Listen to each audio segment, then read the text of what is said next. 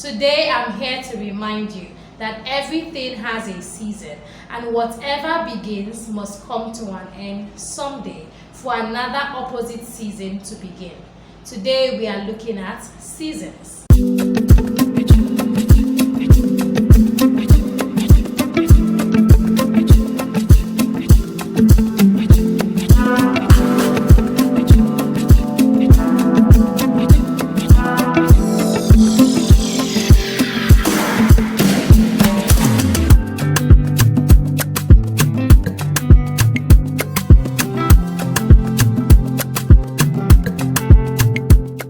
Hello LYLSS Fam, welcome to Let Your Light So Shine. My name is Monica and I'm happy to have you join me. Today I will be talking about times and seasons. Times and seasons. Times come, times go. Seasons come and seasons go.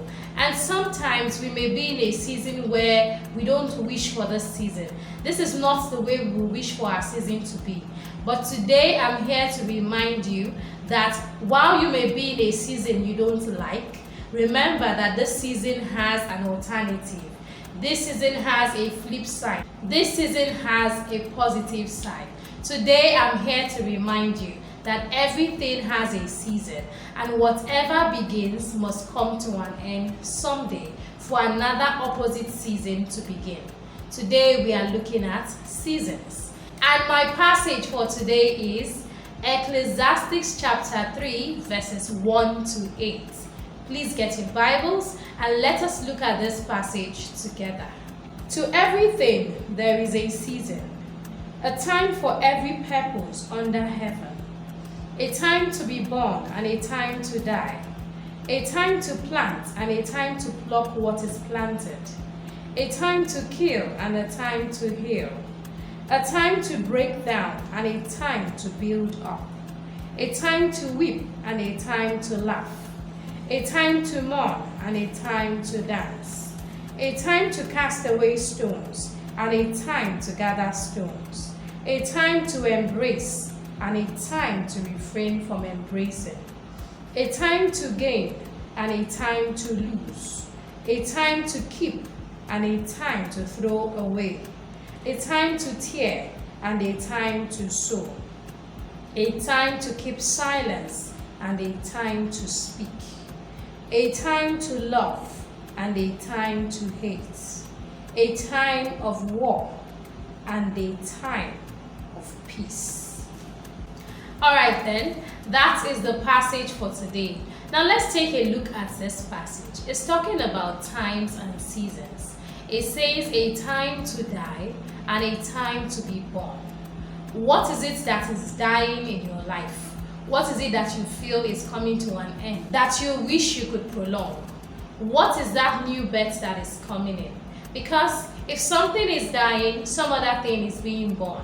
If something is ending in your life, another phase is beginning in your life. The thing is, you have to observe it. You have to look closely to know what is being born. You need to know what new levels you're going into. You need to be observant to realize that even though one stage is ending, another stage is beginning. The next part of that verse is a time to plant and a time to pluck what is planted. That is sowing and reaping. There is a time to put in the work, and there is also a time to get profits from that work you have put in. There is a time for you to get the reward of your hard work. This one is particularly encouraging, especially if you're putting in a lot of hard work and you're telling yourself, when am I going to get the rewards of my hard work? I work so hard. I'm not seeing anything come out of it. Well, the Bible is telling you that there is a time to sow and there's a time to pluck what has been planted. There's a time to plant. So keep planting. It doesn't just have to be seeds. It doesn't have to be grains. It can be you starting a business. It can be you starting a job. It can be you reading your books so that you can graduate top of your class. It can be something else that you're doing. Whatever it is that you're doing, whatever hard work that you're doing, you will one day receive the reward of that your hard work. So do not throw in the towel. Do not give up. There is a time to sow and there's a time to reap. and one day your reaping season will come, and hopefully that will be a bountiful harvest that you would enjoy, and you will be glad that you put in the hard work. This passage also says that there is a time to break down and there is a time to build up. You know, when you break down an old house, a house that used to be the envy of your neighborhood, a house that your father built and it was the cynosure of all eyes, but now in this age it is kind of outdated and you want to revamp it, you want to refurbish it, you want it to become kind of modernized. That is a time to break down. Even though it looks like it's something that is valuable, you know you can make it even better. You know that you can build it up again. And so you know that you have to break down in order for you to build up. There are some things that we have built over the years, but now they are not at optimal. They are not their best. They are not what suits this era. They are not what is modernized. They are not what is in vogue. They are not what we need for this time and this season. And so we have to break them down. We have to break them down in order to move away the old bricks, get new blocks, and build up again. Build up for the new one. Build up something that is up to standard. Build up something that fits and suits where we are now and who we are in this present time. So there's a time to break down and there's a time to build up. There's a time to build up. Next, it says there's a time to weep and a time to laugh. Weeping. The Bible says that weeping may last through the night, but joy comes in the morning. In the morning. Are you going through a weeping time? Is this a time where you are in grief? Maybe you lost someone. Maybe someone close to your heart has just passed on. Or maybe you lost something that was very important to you. A marriage, a child, a sibling, your property, your life savings. Whatever it is that you're grieving over, whatever it is that you're weeping over, this passage is telling you that one day you're going to laugh again. You can't be in the weeping season forever. Nobody should. It's not healthy.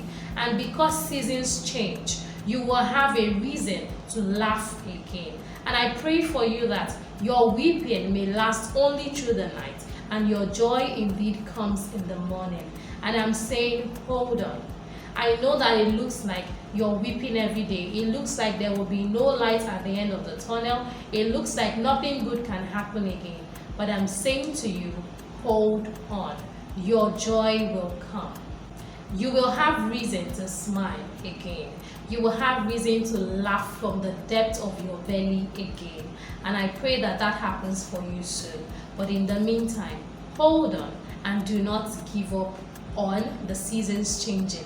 Do not give up on life. Do not give up on this principle that there are seasons and seasons change.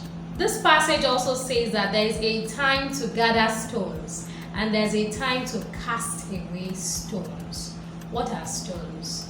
Stones are things that can be useful or useless depending on how you look at it, depending on where you are, depending on what stage you're in, depending on the season that you're in.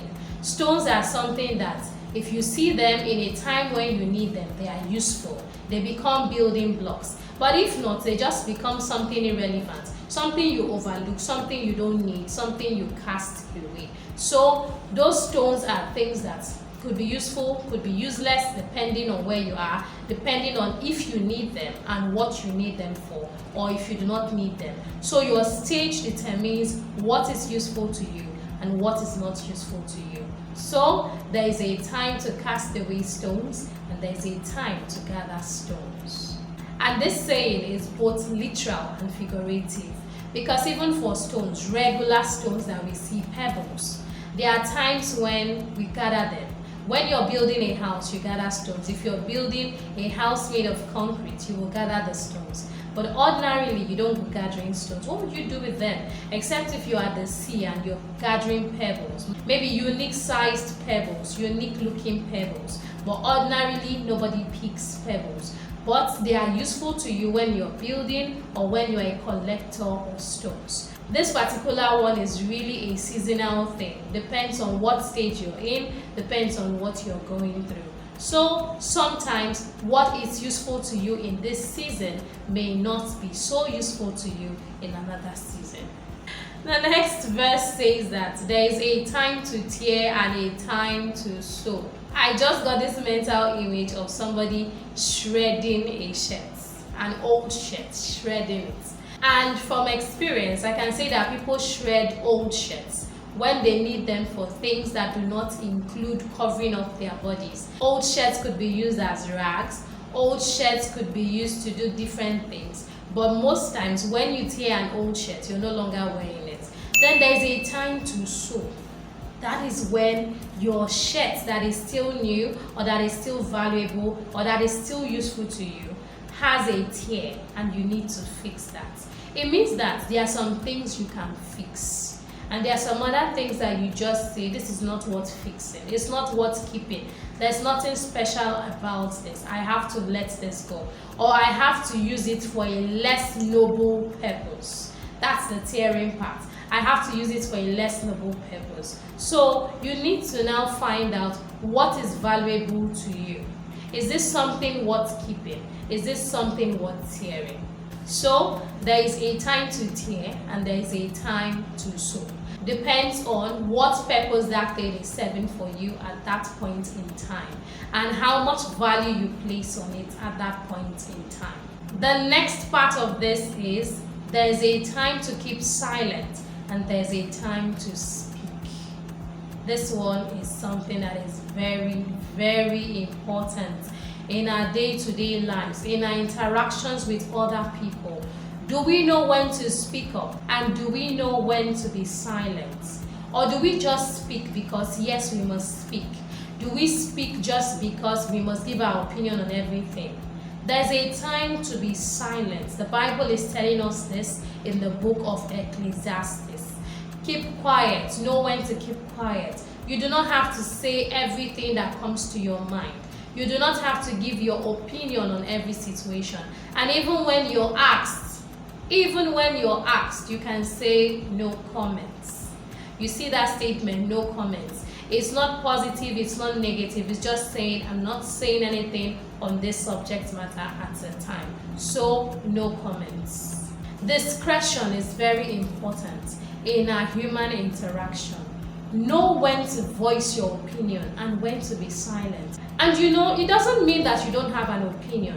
It means that you don't want to share it. You don't want to say what you're feeling. Because sometimes when you say what you're feeling, it could make things worse. Sometimes the best approach is to say nothing, do nothing, do not participate. Just be on the blank side. Just stay on your own. Just keep to yourself. Don't say anything on that topic. It doesn't matter who it is that wants to hear your opinion. Keep quiet about it. Do you know that sometimes when you keep quiet, you can keep your peace? You can keep your peace and nobody will say you said this or you said that. You were not for, you were not against. You were neutral. So sometimes keep your opinions to yourself. Be that as it may, there are also times when you must speak up. Because if you do not speak up, certain things become worse just because you did not speak up. So you need to understand the fine line between when to speak and when to be silent. When to speak, speak up. When it's time to be silent, keep quiet. Don't say anything. Don't voice your opinion. Just keep it to yourself. Just maintain your silence. And one thing about maintaining your silence is that some people will say, okay, I can tell it to my friend. I can tell this person how I feel. No. If you're keeping your silence, I strongly believe that if you're keeping your silence, it should be an all-round thing. You don't have to express your feelings to this person and then be mute to every other person or some selected few. Just keep quiet on the matter. Because if you keep quiet on the matter, you will not think about it. And even if you think about it, it will not be for a long time. So keep quiet about the matter so that you keep your peace, so that you keep your opinions to yourself and nobody can quote you, whether for or against. Just stay out of it when it's time to be silent. And when it is time to speak up, roar like a lion. Yes, be bold, be audible, be outspoken. Say it as you feel it. Do not bite down on your words. Say it as you feel it. give it your full opinion, and then you can keep quiet because you're done, because you have said what you want to say and there's nothing more to be said. Give it your everything when it's time to speak up. Speak up and let the world hear that you have spoken. Let the world know that you have an opinion on this and this is your opinion. Speak up and let the world know that you spoke. But when it's time to be quiet, like I said, shush. Stay out of it completely. Don't say anything. Just be quiet. The last verse of this passage says there's a time to love and a time to hate. It happens in relationships. It happens all over the world to different people. You find people who are so in love with each other and all of a sudden they cannot stand each other. You find couples who are so lovey-dovey, who used to be what we call couple goals, and all of a sudden they can't stand each other. Where one person walks into the room, the other one hisses, the other one rolls his or her eyes, the other one says, yeah, right, but the other one just walks out of the room. You find couples like that. So there's a time to love, there's a time to hate. Why is that? Human emotions are fleeting. Human emotions fluctuate. Things are not always going to stay stable. Things go up and then they come down. That is how the world is. That is what this particular passage is telling us, that nothing stays the same forever and that there is a flip side to everything. Every season has its opposite season. That is what it's telling us. There are certain situations where you need to actually stand up and defend yourself, because if you don't stand up and defend yourself, you're going to be worse off for it. You're going to be the loser for it, or you're going to lose something important to you. And so that is a time for you to get up and make your stance and stand your ground. And then there's a time for peace. There are things that people do and you don't really need to have an opinion on it. You don't need to say, this is what you did, this is what you like doing, you stepped on my toes and all that. There's no need. There is no need. Know when to let go. It's not every hurt that you comment about. It's not everything that somebody does against you that you must carry to heart, place in your heart and say, I must deal with this. No, sometimes let some things go so that there will be peace. You need discretion. You see, discretion is very important. Discretion is very important. You need to know the difference between how to act in this season and how to act in the other season, because they are not the same. So in summary, this passage is telling us that they are seasons. Whatever season you're going through, if it's an unpleasant one, I need you to know that there is an opposite season. And hopefully one day you will come to that season. Just trust, just believe. Do not throw in the towel and do not think that this is how your life will be. Life changes. Seasons come and seasons go. And if you're in a season that you don't like, hold on and wait for a better season, because a better season will come. The tides do change. Times and seasons change. So hold on and wait for a better season. I hope this message has encouraged you to wait for a better season, to not give up during this dark season, to not give up on yourself and your future during this dark season. Hold on, wait for life to turn your season around, wait for things to happen for your good. Like the Bible says that all things work together for our good. So even your dark season, even this season in which you're struggling and in which you're having a difficult time, is working together for your good.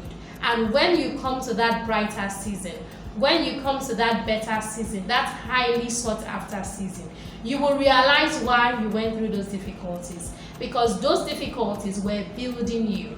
They were equipping you. They were preparing you for this season that you have looked forward to and that you have prayed for. Please drop your comments below and tell me how this message has blessed you and how it has encouraged you. If you enjoyed this video and you want to watch more of such videos, please subscribe to my channel. Click the subscribe button and be subscribed today. Also, do not forget to click the notification button so you'll be notified as soon as I update. Please like and share my videos.